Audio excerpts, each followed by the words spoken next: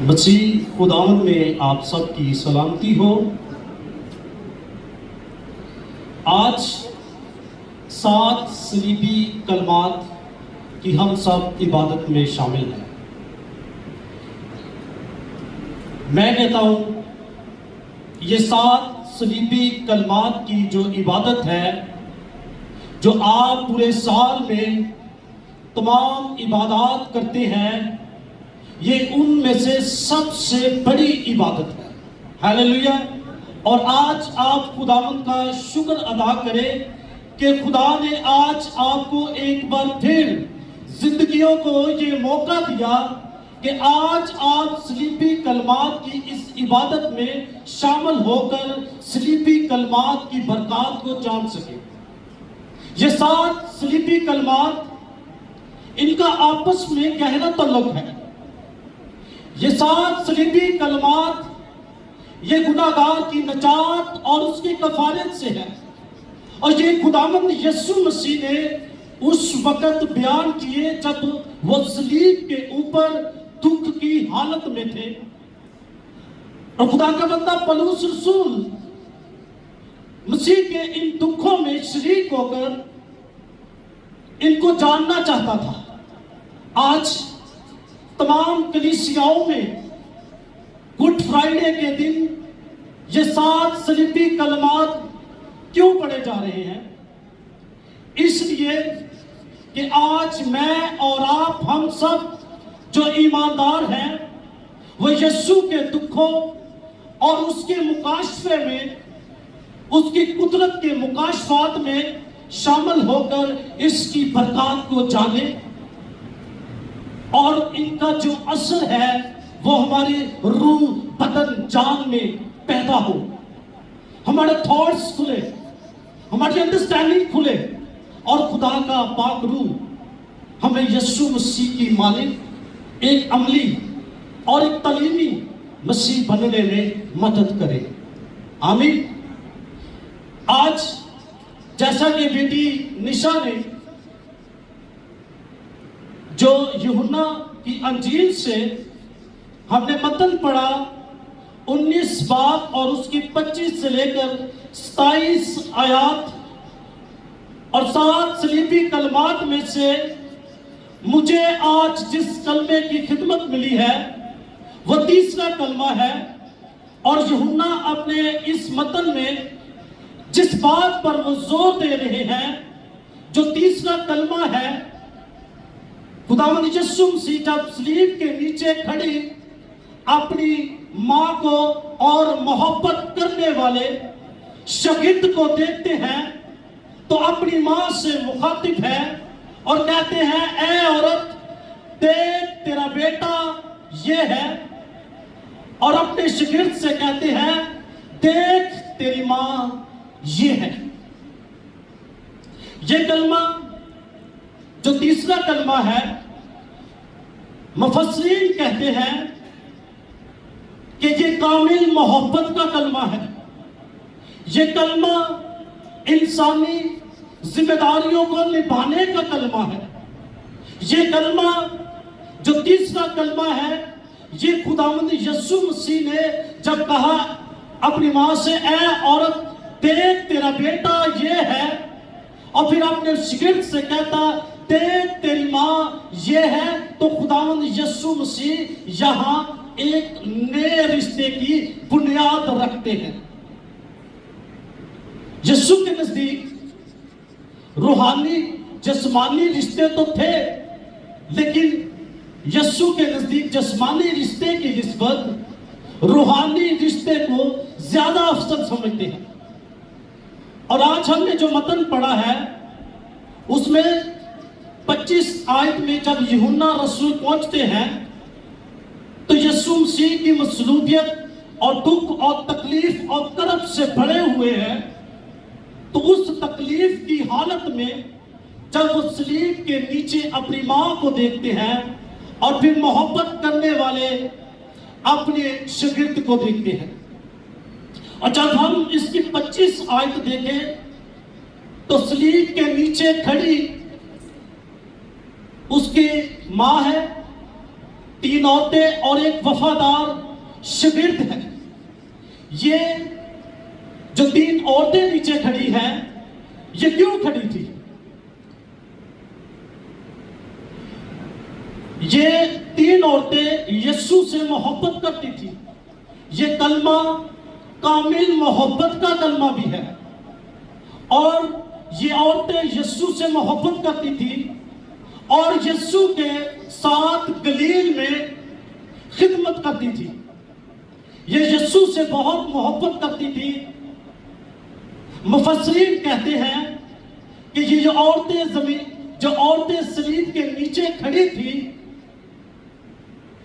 ان کا کھڑا ہونا یا نہ ہونے کے برابر ہے، یعنی ان سے کسی کو کوئی ڈر اور کوئی خوف نہیں تھا، لیکن جس کی خاطر، جس کی محبت کے لیے وہ اس صلیب کے نیچے کھڑی تھی، اس وقت کی جو حکومت تھی اور جو صلیب کے اوپر لٹکا ہوا تھا یسوع مسیح، اس نے اس وقت اس حکومت کے خلاف بغاوت کی اور اس کو سزائے موت دی گئی، اور صلیب کے نیچے وہ عورتوں کے ساتھ وہ یہودی رہنما اور رومی سپاہی بھی کھڑے تھے۔ ان عورتوں سے کسی کو خطرہ نہیں تھا، لیکن کسی اور کی وجہ سے ان عورتوں کو ضرور خطرہ تھا۔ ان کے لیے ڈر اور خوف تھا، کیونکہ یہودی جو رہنما تھے اور جو رومی سپاہی تھے، وہ ان کے ساتھ ظلم یا تشدد کر سکتے تھے، وہ ان کے ساتھ جو چاہے کر سکتے تھے۔ ان کا زیادہ خوف تھا، اور کہتے ہیں کہ اس وقت جب یسوع کو مصلوب کیا گیا تو اس وقت بہت خوف و ہراس پھیلا ہوا تھا وہاں، اور اس خوف و ہراس کی وجہ سے اس کے شاگرد بھاگ گئے، جہاں تک کہ اس سے محبت کے دعوے کرنے والا پطرس، وہ بھی وہاں ٹک نہ سکا اور ڈر اور خوف کی وجہ سے بھاگ گیا۔ لیکن یوحنا رسول، یسوع کا شاگرد، اور یہ عورتیں وہاں کھڑی تھی۔ یہ کیوں کھڑی تھی؟ ان کے اندر خوف نہیں تھا کیا؟ ان کا ڈر نہیں تھا؟ ان کے اندر ڈر اس لیے یہ خوف نہیں تھا کیونکہ وہ خداوند یسوع مسیح سے محبت کرتی تھی، اور یسوع مسیح بھی ان سے محبت کرتے تھے، اور یسوع مسیح کی کامل محبت جو ان کے اندر تھی، ان کا جو خوف تھا، ڈر تھا، اس پر وہ غالب آ گئی، اور اس کامل محبت کی وجہ سے ان کے اندر سے وہ خوف اور دور ہو گیا۔ اور یوحنا کہتا ہے جہاں محبت ہے وہاں خوف نہیں، کیونکہ کامل محبت خوف کو دور کر دیتی ہے۔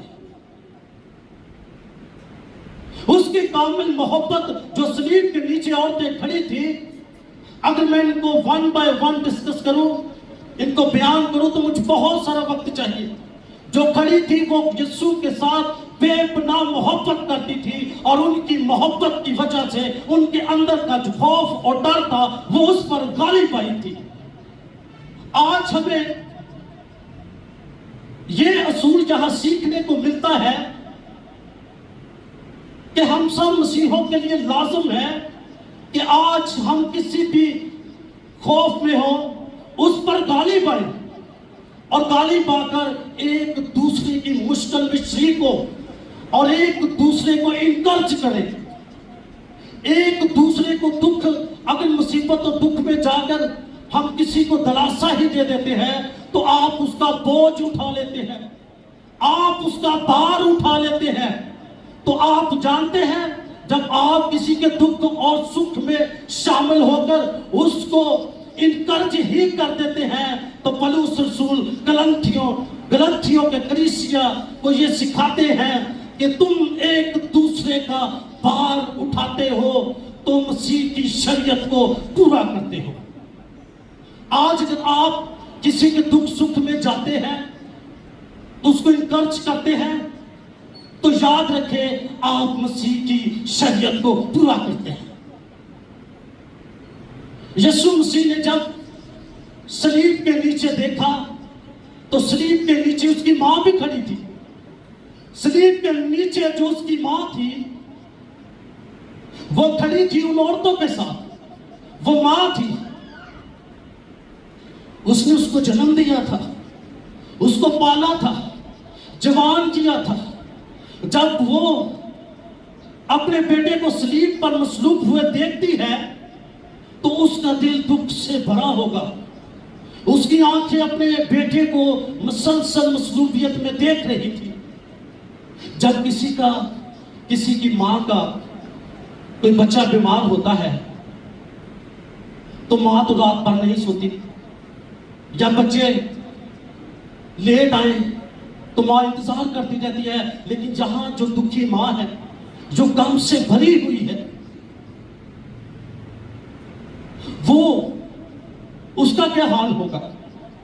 لیکن اگر آپ اس کو ببلیکلی طور پر بائبل مقدس کے مطابق اس ماں کو رکھیں اور دیکھیں تو خدا نے پرانے عہد نامہ میں اس ماں کے بارے میں پیشن گوئی کر دی تھی۔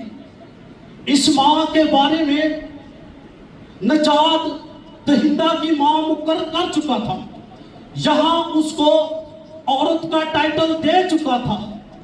پیدائش 3:15 میں خدا نے موسیٰ کی معرفت کہا سانپ سے میں تیری اور عورت کی نسل کے درمیان عداوت ڈالوں گا، وہ تیرے سر کو کچلے گا اور تو اس کی ایڑی پر کاٹے گا۔ اور مقدسہ مریم میں آج یہ پیشن گوئی پوری ہوتی ہے کہ یسوع مسیح ایک عورت سے پیدا ہو کر صلیبی موت کو برداشت کر کے اس نے صلیبی موت کے وسیلہ سے سانپ کے سر کو کچل دیا۔ وہ عورت کی نسل سے پیدا ہو اور صلیب کے نیچے اس کا وفادار محبت کرنے والا شاگرد کھڑا ہے، جسے لکھا ہے کہ یسوع سے محبت رکھتا تھا۔ یہ یوحنا جس نے انجیل لکھی ہے، یہ یوحنا کی انجیل، یہ وہی یوحنا ہے جس نے خطوط لکھے ہیں، جس نے مکاشفہ لکھا ہے، یہ یہی یوحنا ہے۔ اور بائبل مقدس میں اس کو عزیز شاگرد بھی کہا گیا ہے۔ جب یسوع پر مشکل آئی تو اس کے سب شاگرد بے وفا نکلے، وہ سب بھاگ گئے، پترس بھی بھاگ گیا۔ آج دیکھیں کہ ہم ایسے شاگردوں کی طرح تو نہیں ہیں، آج ہم ایسے تو نہیں ہیں۔ تو دوست، رشتہ دار، سچا پرستار، سچا چرچ، سچا خادم، سچا دوست، سچے بہن بھائی، سچے رشتہ دار وہی ہوتے ہیں جو آپ کے ساتھ مشکل وقت میں کھڑے ہوتے ہیں۔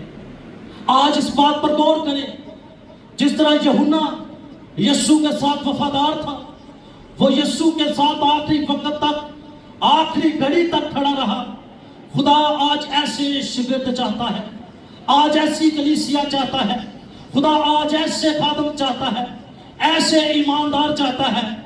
اگر اس کی خاطر دکھوں کو سہتے ہیں، دکھوں کو برداشت کرتے ہیں، یسوع پر ایمان لانے والے جب تک یسوع پر دکھ سہتے رہے اور آخر تک برداشت کرے، مکاشفہ 2 باب کی 10 آیت میں لکھا ہے، جان دینے تک تو وفادار رہے گا تو میں زندگی کا تاج دوں گا۔ اور یسوع سے جب اپنی صلیب کے نیچے کھڑی اپنی ماں کو دیکھتا ہے تو کہتا ہے اے عورت۔ اب اے عورت کہتے ہیں کہ یسوع مسیح نے یہاں تلاش کیا کہ اے عورت کا لفظ کیوں استعمال کیا ہے۔ آج اس لفظ کو بھی سیکھیں۔ اے عورت، جب خداوند یسوع مسیح کہتے ہیں نا اے عورت، تو اس کے اوریجنل ٹیکسٹ میں جائیں، آپ گریک میں جائیں۔ جب آپ گریک میں جائیں گے، اس لفظ کو اصل मीनिंग में वहां जाकर देखेंगे तो इसके लिए लफ्ज वहां आया है गुनाह, और गुनाह के लिए इंग्लिश में ट्रांसलेशन हुई है मैडम, और उर्दू में इसके लिए खातून आया है मोहतरमा, और पंजाबी चे माई जी अम्मा जी आया है। और खुदावंद यीशु मसीह ने बहुत सारी जगहों पर ए औरत का लफ्ज इस्तेमाल किया है। जब वो सामरी औरत से मुखातिब है और सामरी औरत से कहते हैं ए औरत तू मेरी बात का यकीन कर। वो कनानी औरत से भी कहते हैं ए औरत तेरा ईमान कहां रहा, तेरा ईमान कहां गया। खुदावंद यीशु मसीह को खवातीन से बात करने का तरीका था, सलीका था। और जब खुदावंद यीशु मसीह अपनी मां से मुखातिब है और कहता है ए औरत देख तेरा बेटा ये, जैसे मैं तेरा बेटा हूं वैसे ये तेरा बेटा है। फिर अपने शागिर्द से कहता है देख तेरी मां ये है, जैसे सलोमी तेरी मां थी वैसे ये तेरी मां है।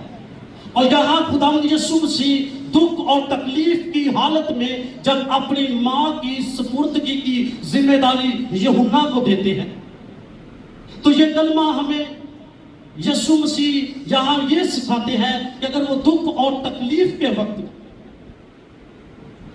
मां की जिम्मेदारी को नहीं भूलता, तो हमें भी अपनी मुश्किलात में जब हमारे बुजुर्ग बड़े हो जाते हैं तो बड़े बेटे और बेटियां जो है इन मुश्किल वक्त में उनको उनके वालिदैन को उनकी ज़रूरत होती है। जिस तरह वो बचपन में आपकी ज़रूरतों को पूरा करते थे, आपके लिए फिक्रमंद थे, आज वो बुजुर्गी में उन पर मुश्किल का वक्त है तो आज उनको आपकी ज़रूरत है। हमारा खुदावंद यीशु मसीह माँ बाप के बड़ा वफादार थे, बड़ी इज्जत करते थे। यहाँ वो 5वें हुक्म को भी मुकम्मल करते हैं कि तू अपने माँ बाप की इज्जत करना। आज हमें भी खुदावंद ऐसा करने की तौफीक दे। जब खुदावंद यीशु मसीह कहता है ऐ औरत देख तेरा बेटा ये है, और फिर कहता है अपने शागिर्द से देख तेरी माँ ये है, तो यहाँ खुदा एक नए रिश्ते की बुनियाद रखता है। माँ और बेटे के रिश्ते की, बेटे और माँ के रिश्ते की यहाँ एक बुनियाद रखता है। और जब खुदा कहता है कि अब से ये तेरी माँ है, तो लिखा है शागिर्द उसको उसी वक्त उसी घड़ी अपने साथ अपने घर ले गया। यूहन्ना और मरियम ये दोनों एक दूसरे के लिए अजनबी नहीं थे। यूहन्ना जो था वो मरियम की बहन सलोमी का बेटा और यीशु मसीह का खालाजाद भाई था। यीशु मसीह के नजदीक जिस्मानी रिश्तों से ज्यादा अहम रिश्ता रूहानी था, जो यीशु ने मुकद्दसा मरियम और यूहन्ना के दरमियान कायम किया।